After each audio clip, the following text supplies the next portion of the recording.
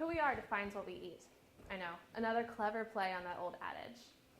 But we hear it so often because our culture is becoming more and more food obsessed. Whether it's on a Thinspiration post on Pinterest or the pro-GMO labeling campaign as a Facebook ad. Though simple, the statement rings true in a world where the contents of someone's kitchen reflects their life in a mirror-like image. My name is Anna Frost, and I'm here to talk to you today about food, why it matters to me, and to my work as a journalist. I listed 2 ways that many of us engage food as a conscious consumer: our food's nutritional content and the influence of science over it. The rise of social media has contributed immensely to our interactions with food, other than actually eating it. Photos taken to make food look delectable, those epic recipes that probably are too disgusting to actually eat, magazine articles online, and your friend's first attempt at that ombre rainbow cake. These are all ways we engage food as middle-class students and professionals with the time and purchasing power to make food into a thing of leisure as well as nourishment. I've engaged it from another angle, as a culinary professional. Immediately after high school, I entered the Culinary Institute of America as a student in baking and pastry arts. In the time before and since graduating, I've worked in fine dining restaurants in New York and San Diego. Because of this experience, I can add art and science to the list of ways I see food. Baking, after all, is science for hungry people. And now I can say I engage food as a journalist. I'm asked, perhaps a little too often for my taste, why I deviated from becoming a pastry chef to pursue a career in journalism. I encountered this question over Thanksgiving by my father's curious, well-meaning neighbors, and I remarked under my breath to my sister that I needed a less interesting job. But the truth is, however much I tired of answering this question, I couldn't imagine pursuing a different career path. To many, the jump from culinary school graduate to journalism school student appears a complete non sequitur. The decision comes from a full understanding of my passion for food and my desire to connect with people through my work. I chose the culinary arts for the experience of providing people with sustenance, while also bringing excitement and pleasure to the table. Joy I felt presenting friends and family with cakes to celebrate birthdays and weddings, or an array of desserts to complete a dinner party, brought a sense of purpose and fulfillment to my life. I ultimately left the restaurant industry because I felt disconnected as I plated desserts in the kitchen, isolated from the people I served. Beyond the physical separation, I felt the hypocrisy of wanting to make people happy, while the fine dining restaurants I worked in would only ever make people of a certain socioeconomic class happy. Food is a basic thing we need to live, to survive. The fact that it is something, or this fact makes it something that binds us together in community. We often eat together, and eating alone is seen as sad or lonely. If you want to connect with someone in friendship or romantically, invite them for a beverage or for a meal. But for all its power to bring us together, food is often a marker of division. As I said, who we are defines what we eat. While interning in a New York Times 2-star rated restaurant in Manhattan, I saw this division quite clearly between the Upper East Side neighborhood in which I worked and the West Harlem neighborhood in which I lived. By night, I plated $15 to $20 desserts in a restaurant where people spent hundreds, sometimes thousands of dollars on a single meal without a thought. By day, I shopped in the Pathmark grocery store on 145th and Frederick Douglass Boulevard, where customers, most of whom lived in project or government-subsidized housing, counted every single penny at the cash register. There couldn't have been a starker contrast between the worlds in which I lived that summer. And I thought of telling the stories of the people who lived in the neighborhood. For me, it was a temporary place to stay, before I moved on again. For them, it was their daily reality, perhaps for the rest of their lives. I saw processed foods piled in the carts at the grocery store checkout lines. I heard young mothers talking about the fast food they fed their children. And all of these were confirmation of all the stereotypes you hear about low-income, uneducated households. But I wondered about the reasons behind these decisions. Did they lack the time or skills to cook? Did they think that processed food was actually cheaper and better for their budget than making food from scratch? I thought about these stories and stories that I could tell about these people to raise awareness in their situations and to show people the humanity and struggle behind their poverty. These struggles are but facts and statistics to people on the outside, until storytellers, journalists, bring faces and voices to those numbers. This past year, I began working on a story similar to the one I pondered while walking on the streets of Harlem. Along with a fellow student, who acted as my translator, I visited the mostly Spanish-speaking neighborhood of South Central Los Angeles and interviewed several families about their eating habits, income, and spending on restaurants and groceries. I even spent a Saturday afternoon with a mother as she cooked lunch for her family and the children she babysat to earn extra income. On incomes of an average of $12,000 a year, they fed families of 4, 6, sometimes more. There was little in the way of processed food in their pantries. The mothers stayed home or worked part-time and were responsible for cooking all of the meals. They used mostly vegetables, not very much meat, except a couple times a week because it was too expensive to eat on a daily basis. This is the dish she cooked for lunch.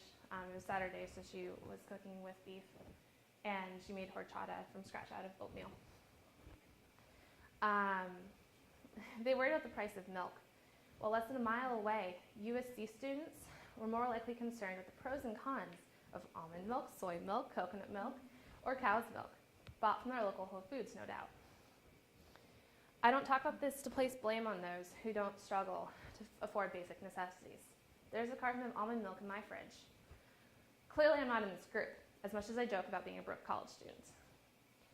I talk about it because it is a reality of people who exist but are often dismissed, because understanding people who live differently than we do is important.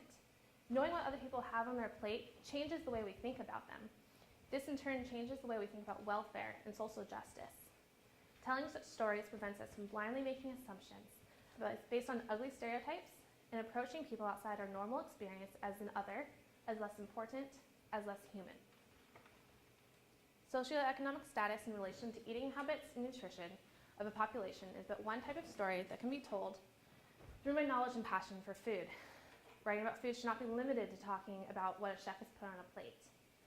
Food integrates nearly every part of our lives. It is unavoidable and therefore a key part of our daily human experience. It is health and nutrition, gluten-free, organic foods, GMOs, small agriculture versus big agriculture, factory farms, sustainable fishing, PETA. It's government and legislation, soda taxes, fast food calorie counts, sodium restrictions, food stamps, petitions signed, bills passed. It is food trends, growing city food scenes, craft breweries, winemaking, artisan cheese, small farmers markets. And yes, it is also chefs, restaurants, and diners, but that is one small part of a bigger picture. During my time at the Times as a food columnist, news editor, and eventually editor-in-chief, I witnessed the power of journalism in action. Some of the news and feature stories I wrote or oversaw the production of were simultaneously praised and condemned in the Biola Community Court of Public Opinion. We broke the news that the administration was working on a policy regarding transgender students who might potentially apply. When we were working on a story about a lawsuit between Cal Baptist University and a former transgender student who was suing for wrongful expulsion. After the university discovered that she was biologically female or male, they revoked her admissions before she started the nursing program, despite them having clear guidance as to what their faith had to do with the admissions and the beliefs of the students they admitted. People outside of Biola's immediate community noticed, adding quickly to the expanding comment section. And the story was also linked to by GLAAD, the Gay, Lesbian Advocates and Defenders website. And it was interesting to see a major nonprofit take notice of an article written for our campus newspaper. During the course of several months, we covered 3 instances of protest against Biola University by major anti-abortion groups. It was surprising to most to see a group like this on our campus, when we assumed that we're primarily pro-life. And yet, the Times provided information that guided the conversations surrounding the issue. When I was editor-in-chief, my staff and I took the opportunity to engage our campus in discussion about race relations between majority and minority students, framing our coverage around the release of the movie Dear White People. Our coverage included a news story about minority students who felt so isolated within our community that they dropped out of the university. We included editorials from current students who had felt marginalized within the community because of their minority status. We reviewed the film in the A&E section, and on the front page of the B section, we had 4 letters written by current students, Black, Hispanic, Asian, and white, all addressed in the tone of the movie, Dear White People, to the majority students on this campus. Online, we featured these as photo galleries and also videos of each student reading their story as well. The campus's reaction was, of course, mixed, but we had students to thank us for bringing up this conversation that is so often pushed aside for fear of being not politically correct. My staff's intention is not to place blame or point fingers, but to bring up the fact that there are students on campus who feel marginalized by the behavior, often unintentional but just as harmful, of the majority students around them. This project was born out of the idea that we cannot fix an issue until we understand how it affects everyone, not just ourselves. I've seen how as a journalist I can empower my audience with information so that they may take the next step and decide how to act now that they have encountered truth. I'm sure you know that none of the stories I just talked about had to do directly with food. But from working on these stories and engaging my audience about them, I know that I have the ability to impact people with any story. It gives me the confidence that I'll be able to tackle some of the subjects I am passionate about, but not yet explored journalistically. As I move through my career, I do not doubt that I will write other stories that, like these, are not directly related to my passion for food. I look forward to those stories as well, because I find fulfillment in connecting with people through journalism, regardless of the topic. This hopefully will answer another question I frequently encounter after explaining my culinary to journalism transition, which is, oh, so you want to be a food critic? Perhaps several years from now, when I'm gray and wearing disguises a la Ruth Reichel, is charmingly eccentric. But for now, I want to focus on stories that can impact people past we're going to dine next Friday. These stories that are screaming to be told, the ones surrounding those without the ability to speak up, the ones who have been silenced by society's indifference, and especially the stories about things many people tend to get wrong, but are never corrected. In my time studying journalism, I've learned that journalism in its purest form, truth-telling, light-shedding, story-conveying journalism, has the power to break down walls and knock down stereotypes between people of different backgrounds or experiences. Journalism can spark informed conversations, leading to change, or at least a greater understanding of the people we share a planet with. And this might sound idealistic, but I think the world needs a little bit more idealism of this sort. Because I don't necessarily believe that I can change the world with my stories, but I do hope I can impact at least a few lives with the words that I write or the photos I take.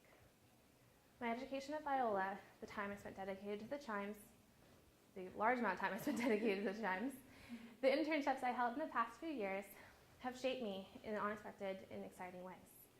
I've changed in the last few years, going from a food columnist with a lot to say to a journalist who understands how to craft a story worth reading. As I step out into the world, I will continue to engage food as a cook and a writer, finding unique ways to present it and the food involved, or the people involved, to my audience. Because as it turns out, food defines who I am. Thank you very much.